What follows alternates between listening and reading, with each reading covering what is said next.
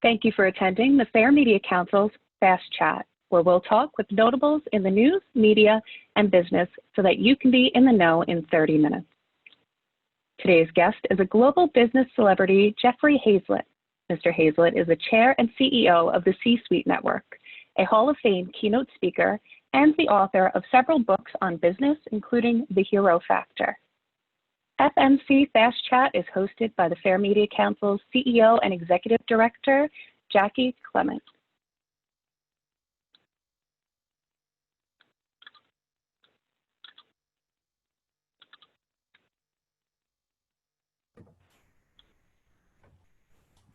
Thank you, Jenna. You know, so much in the news today is about businesses struggling and the U.S. economy in need of a jumpstart. That's why today we wanted to speak with Jeff Hayzlett to get his expert insight and to answer your questions. So first off, Jeff, thank you so much for being with us today. Thank you very much, Jackie. It's a pleasure to be here with you and to join you with the Fair Media Council, and I'm glad to be a part of it. So let's start right from the beginning, all right? We're just gonna jump right in because turnarounds are your thing.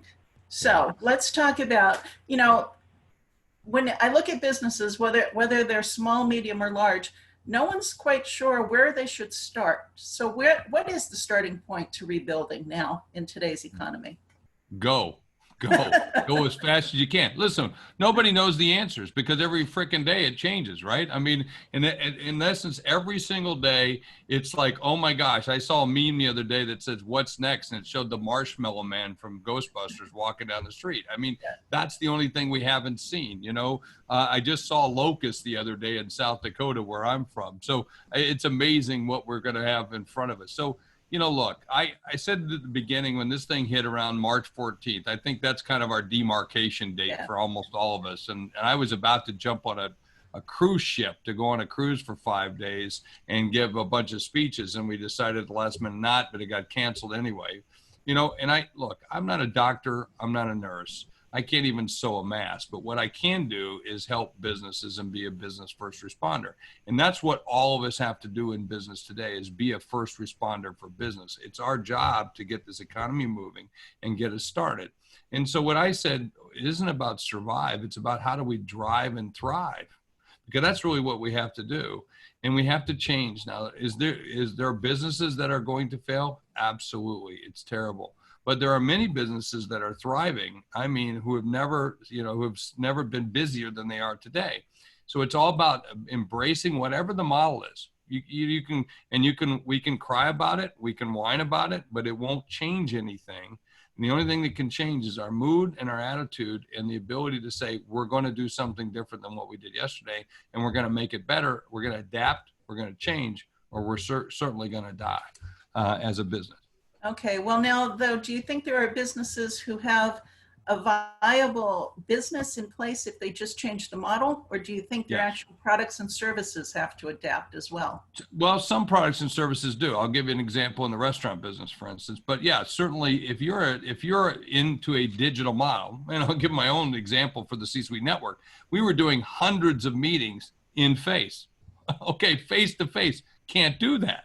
That was our funnel, was to have meetings in conventions, salons, conferences, meetings, councils, summits, whatever. And we were doing those all over the place. And then we wake up on March 14th, all over, not going to happen. And it's not coming back anytime soon. So we had to move all of our conferences, everything to a digital model. We've adapted. Membership is like a hockey stick right now for us. So we've changed that model. So if you have a way to be able to present the business digitally, then you're going to survive, and you can. Now, you might have a learning curve with that. What works, what doesn't work? How do I get to those customers? Will the dog eat the dog food? All those kind of things. And then some products have to adapt. I mean, I use the restaurants as a great example. I run a podcast called All Business on C-Suite Radio.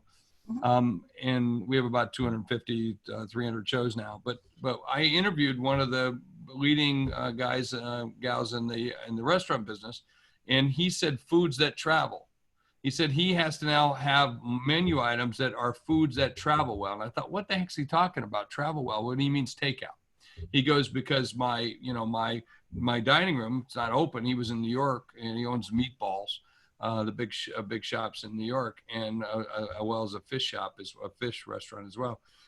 But he said, I just have to have foods that travel well. So he shut down the fish place. You got no restaurant traffic inside, and everything's delivery. So he's got to have, so there was he has a product that travels well. So he adapted all of his menu items to traveling well. I thought that was a really smart move. Okay. All right. So that's your product and service. But when we come down to customers themselves, like you mentioned, we can't network anymore. We can't go out. We can't shake hands. We can't get together for lunch to sit down, meet each other, decide we actually like each other enough to do business with each other. So what do we do? You do it online. I mean, we're doing it. I mean, Jackie, we're doing it daily. So we have mixers almost every single day, breakfast meetings, gatherings. This morning I was part of the Irish Business Organization right there in New York. You have to be Irish to get in. We might let non-Irish, might let a few Italians, Norwegians in too, I guess. But, there's a group that's meeting in New York, having breakfast once a week. Everybody brings their Irish oatmeal, sits down there. We have a program, had the ambassador to Ireland on with us the other day. And so you mingle, and you do it here. We do it this way. It's just different. And so you have to find the ways. And Thursday, I've got a cocktail party. Everybody brings the beverage of their own, and we have a little speaker who's going to be talking about podcasting. And then we mingle, and in the chat rooms, we're trading business cards and doing things just a different way. And then, of course, you can do breakout rooms and everything else. But is it the way I'm used to? No. Is it the way I would really like? No. I mean, I like people. I love to shake their hand. I love to have a hug, but you can't do that stuff right now.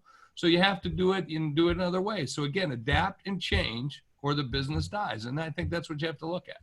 Yeah. So now that, though, it sounds like you have quite a few of these under your belt, though, in terms of the networking and the recreation and what's going on.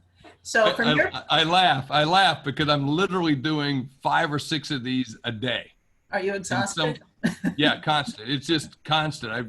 Everybody else is talking about the COVID-15. I've dropped 30 some pounds already this year, so during this time period. So, yeah. All right. Well, that's good. I mean, that's a positive out of all of this. That's a positive, yeah. Yeah. Okay. But in your experience now, because you're hitting this so heavy, what are the best practices versus the don't do these things if you're going to do like a networking breakfast or meet with new customers online? What are you looking for? Yeah, that's a great question. The first thing you should be doing isn't taking, is giving. Okay. Right now, everybody should be looking at Jackie, what can I do to help you? How can I help you? How can I be of service to you? And not look for anything in return, because if you're doing that, and by the way, everybody should be doing that. It makes it a lot better world all the way around, right? And so the more you give, the more you get. So you want to learn about what things can I give to you? What can I do? How can I introduce you to somebody else? What's important? So, build the relationship. That's the do. You want to build that relationship before you start saying, hey, you want to buy from me? And in the chat room and those kinds of places, don't start selling yourself. Don't start verbal vomiting of information up, Take your time, relax, act as though you've been there before, and then have that maturity to give. And the more you give, the more you'll get. And that's one of the biggest things that people have to do. And you don't walk into a room where we're meeting at a mixer in a hotel or at a bar or restaurant or something like that, and just say, hey, buy from me. So why would you do that online? So you want to say, hey, how can I help you? What do you do? Get to know you. Those are some of the best things you can do. And whenever you sell too much, I will tell you, you're going to get a negative reaction. Okay. So the hard sell is over for the most part right now? The hard sell is over because I think most people they're not very tolerant of it. I mean, you still want to sell, you still want to ask, you still want to go, but it's really about making sure that you've got value. And the best way to get value is to give right now. And by the way, it's just good for business too. Yeah. Well, here's a question. It's a little bit off topic, but not really. It's with the branding today. So many brands now have become political. They want to put out a political message about what they're supporting. How do you feel about that? Well, you should pick a side. I mean, I have no doubt about it. I wrote about this 2 years ago, and I started talking about Black Lives Matter 2 years ago. I started talking about diversity and inclusion, and I wrote a book called The Hero Factor. And the hero factor is those businesses that have values do better than all other businesses. So there's nothing wrong with it. And by the way, if the CEO of Goya wants to say this or do this, that's his prerogative. I'm still going to buy his beans, all right? And he's got good beans. Now, if you don't like that, I guess you don't buy that product. But that's not the real reason. I thought this in this country, everybody has the opportunity. And this isn't a commercial for Trump by any way, shape. Let's be clear. You know, I know him. I used to be a judge on Celebrity Apprentice. He's batshit crazy. All right. So, all right. So we just get that out. But my point is it's a free country, and we're allowed those kinds of things. And freedom of speech is one of those. But you should have values in terms of your business of what you stand for. And I've written about this, like Starbucks, when they closed down their operation after 2 young black men were arrested in Philadelphia for sitting in a Starbucks doing what Starbucks says you can do. Because we've all been in Starbucks, and you're allowed to sit in Starbucks, and you can sit in there all day and not buy one cup of coffee, not one thing from them, and use their bathroom and do everything, because that's a community center. That's what they say they are. And it just so happens they sell coffee and other treats and some very nice muffins. Now, but it's about values, or Kathy, or Truett Cathy, who owns Chick-fil-A. You know, he closes on Sunday. I don't like that. Yeah. He closes it because of his religious beliefs. Well, more power to him, but I'm still going to buy his sandwich. You know, he has different views than I do in terms of same-sex marriages. Don't particularly care. But again, he makes a great chicken sandwich, and he has that right as the owner of that company to do whatever he wants. And we have the right to go away and not do business with him. But I think what we have to start to learn in this country is that we don't want to polarize ourselves. And I don't think my job isn't to convince you to agree, to get you to agree with me. It's to make sure we both have an understanding. That's our real job. And we need all types, and we need diversity and inclusion. And as long as you're not, harming other people, you have the right to do what you like to do. Yeah. But now, do you think, though, that there's a dividing line between companies that can come out strong with some kind of statement, whether it's political or cultural or social, versus maybe your smaller businesses? I mean, if you're just a local pizza shop, should you be, making a stand when you have a finite amount of customers to begin with?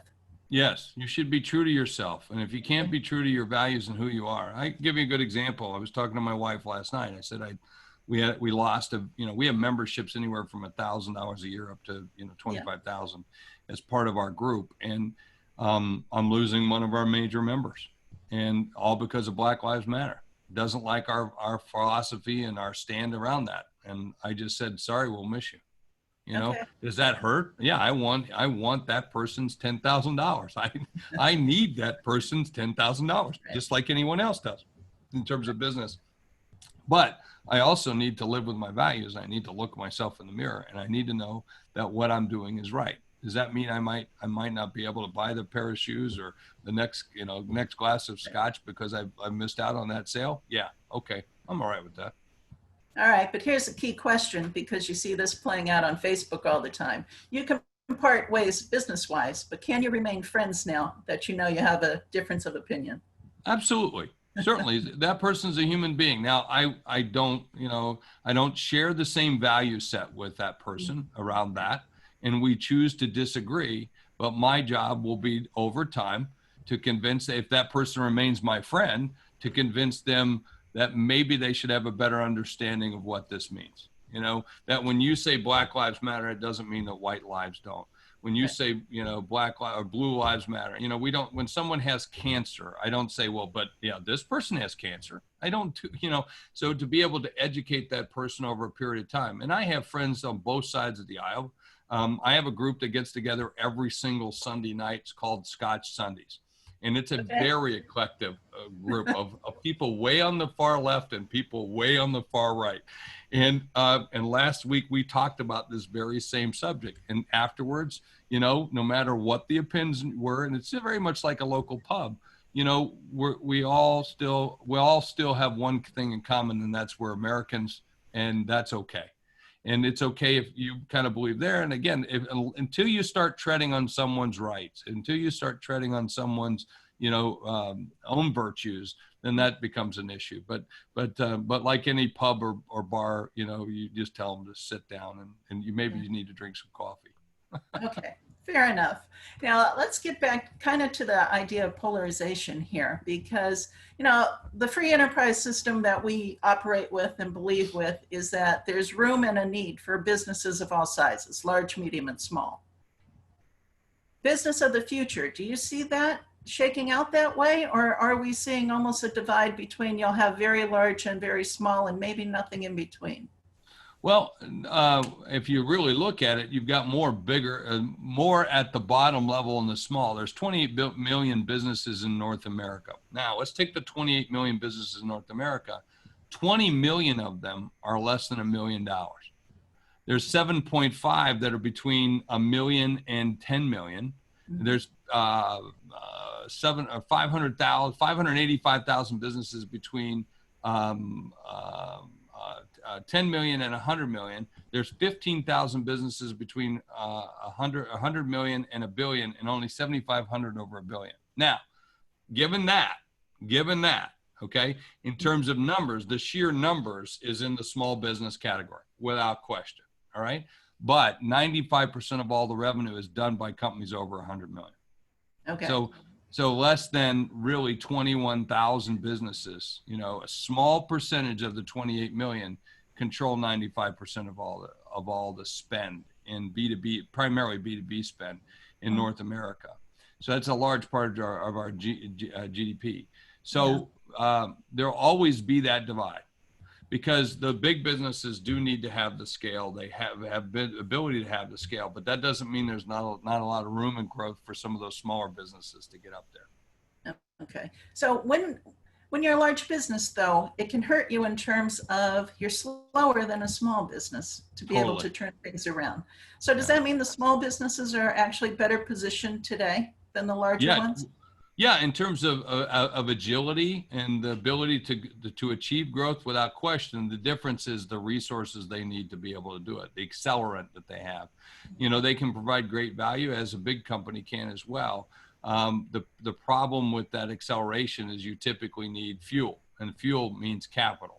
Yeah. And if you can gain the capital, then you could probably, and you have a great product that people want to buy or a service that they want to buy, then you can certainly accelerate that, and you can do that a lot faster and quicker than big companies. And I bought and sold over 250 companies in my career, over 25 billion in transactions. The last company I was at was, over 100,000 employees, and roughly $87 billion, and I controlled a $17 billion marketing budget. And trust me, to move anything in that organization was like moving molasses on a cold day. It just was slower and slow and slow. So I always liked the fast stuff, and always used to set up inside those big companies tiger teams that didn't have to operate with real rules, so that you could move new projects along, because it was so difficult to do that. All right. Did that ever go awry, though? Oh, it always goes awry. You always have problems. I mean, if it was easy, everybody would do it. And that's the case. Not everybody can do it. And there's always problems, because whenever you let's say, create a tiger team inside of a big company, all the captains of no come out, all the champions of no come out. And everybody tries to say, well, we tried that. Well, we don't have a budget for that, or whatever it might be. I've got list of excuses like that. But the key is the tenacity and the wherewithal that says we're going to do it no matter what. Okay. All right. So if you had the opportunity right now to design a business from the ground up that you think can not only survive but thrive in what will be the near future, or the new norm is what people are calling it, even though I hate that phrase personally, what would it look like? Well, I'm doing it right now. I'm doing that with the C-Suite Network. I think there has to be a trusted community that you can work within. I believe that I want to know that you have to be this tall to get in, and that you've been checked out and vetted by other people like me or others like us, meaning business people. I can go on LinkedIn today and I can't tell whether that person's real or not. I can look at a website and I can't tell whether they're a false prophet or a guru. I can't tell the difference between them, because they can make themselves look that way. And so what I want is a trusted, vetted network so that I can get some education, some inspiration, some motivation, and somewhat some monetization. And to do that, you have to have trusted relationships. And so I think trust is going to be a big part of the future, especially with all the fraud that we see going on. You know, over the last number of months, I can't tell you the level of fraud that I've seen that's increased because people are trying to do business, you know, digitally and don't know who they're dealing with.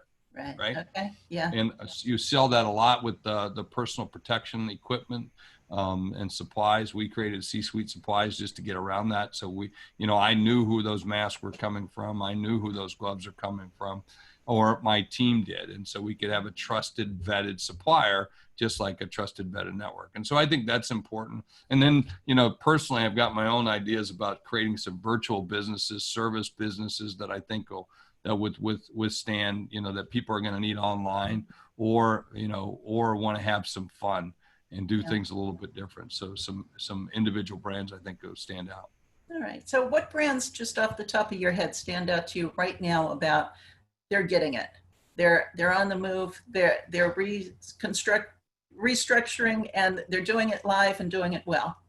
Well, I think the car companies are getting it. I think they're moving ahead. Although I'm a little concerned about some of the practices they're doing. You know, to make payments for the next 60 months and that kind of thing. Yeah. Or, you know, if you lose your job, then you can give the car back. There's going to be some problems with that coming up next few months when all these people went out and got new cars and they can't afford them and they got to give them back. So there's those things. But I've been really impressed with a number of brands to watch what they've done, both in a regional or small brands like a Fairway or what's called a Hy-Vee. These are regional grocery chains. But then I've watched like Popeyes or Papa John's, where they totally revamped how they serve people and the way they serve people, and then started showing people how we're doing it differently with, you know, a safe environment for you to come up to, order your product, take it out. You know, there were some really cool things along those lines. And at the same time, I got to hand it to some really great companies like Menards and others who say, you're not coming in unless you're wearing a mask. Yeah. And there are people who I've watched physically, or lately I have heard from my wife, because my team is sequestering me, so I don't get ill in any way, shape, or form. But they have seen people who just been upset, you know, and throw temper tantrums, you know, and say, I'll never bring business here again. But I've been impressed with businesses that have done that. And then they just said, that's our policy and that's what we do. And if you don't like their policy, don't do business with them. Yeah. Okay. The underlying theme, though, of everything you're telling me, though, all seems to come back down, though, to one thing, which is trust. Well, trust is an important piece. I mean, trust has three components to it. One is sincerity. That's the first, and I think the biggest piece is that, you know, for me to trust a fair media council, I'm going to first grant you sincerity that you're good at what you do and how you do it. Now, the next two pieces I'm going to judge you on is your reliability. How reliable are you? And does the webinar start on time? Does the programming come on time? Does my information newsletter come on time? And then the third piece is competency. Are you competent to do what you do? Mm-hmm. And I think we all measure everybody based on that trust. You know, say, well, he or she broke trust with me. Well, really, what was that trust? Did they really lie? Were they sincere or not sincere? Well, if that's a hard one to overcome. But reliability and competency, we see this all the time. And so I can break that down where I have an employee who might be reliable but not competent. I mean, they screw it up every time. Right. You know? So, and then I can have unreliable but competent. They're really good at what they do. They're just always late, you know? And so if you look at things from that perspective, it makes it a lot easier to be able to figure that out. Gotcha. So when you were 5 years old, what did you want to be when you grew up? You know, that's a great question. I get asked that. I always knew that I wanted to do something big. I just didn't know what it was. Mm-hmm. You know what I mean? I had this sense of I'm going to be big and I'm going to be this or I'm going to be that. And my dad was in the military. My mother was a bookkeeper. They worked really hard. So I worked really hard. And I just knew that I'm just going to go do what I like to do the way I like to do it. And I'm going to be good at it. And it's going to be big. And so far that's played out. You know, I've been a primetime television host on Bloomberg. I've done You know, 3 seasons as a judge with Celebrity Apprentice, did that. Have my own podcast now, my own TV show that I do. I've got, you know, hundreds of thousands of followers on Twitter, and you know, over 500,000 followers on Twitter, and equal numbers on LinkedIn and so forth. So, you know, all those are great. You know, I don't let it get to me, but I just like to do things I like to do, and I do them for my reasons. Okay, fair enough. So what out of all that, though, is your favorite? Out of all the stuff that I do, Mm-hmm. well, I love to, well, personally, I'd rather just be on a tractor on my ranch and cutting grass, but I got to pay the bills. I actually really enjoy the interviewing that I do on the media and the TV and podcasts. I enjoy having conversations, or on stage. I do a lot on stage. I really enjoy that. But mostly it's about connecting people. It's fun to watch and see on Facebook, LinkedIn, Twitter, you know, and so forth, and watch how somebody connects to me, and then immediately they connect to all these other people that are part of my network, you know, and I know they didn't know them before. And to watch them grow and succeed and be bigger than what they are, to me, that's exciting. And I love it. I love to watch that. That's very cool. Let me ask you one question that brings us actually back to the Fair Media Council, because so much of what we do focuses on the quality of news and making sure people get the news that they need to live a better life. What kind of stories do you wish you were seeing in the news about business today? What do you think they're missing? Well, I think there's a lot more good news out there than bad news, but the traditional media as we know it today is focusing more on the bad news. Yeah.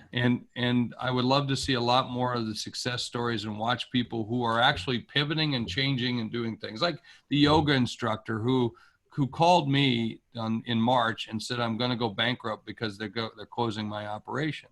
And we had a discussion and we talked about different things that she could do. And so she started offering courses online, and now her business is up 40%. She doesn't have the overhead. She's enjoying it a lot more. She's leading classes in a different way. And who would have thought of that? You know, I would love to see that in the leadership of that shown. And then I would love to see stories about our leaders in government doing a better job. And I actually think a number of them have. I think this PPP program that they did was masterful. You know, the fact that they did it in a way that kept people in the business. Imagine what would have happened had we not had the PPP, how much unemployment we would have today as a result of that. And then I would like to see us do more stories on rewarding those businesses that are just doing a great job, who haven't taken the PPP, who are doing the right things, have kept their employees employed, and are really trying to make it good. That to me would be a nirvana. Yeah, no, those are all great story ideas too. So we know the media is listening, by the way. So hopefully you will impact some change on the public conversation with that. We are out of time. I thank you so much for being with us today. If you had fun, we'll ask you back. If you didn't, we won't make you do it again. I'll come back anytime. I love it. Thank you. But this was great to chat with you. For those of you who've been watching, if you want to find out more about the Fair Media Council and more fast chats that we have coming up, you can find out more about us at fairmediacouncil.org. Thank you so much.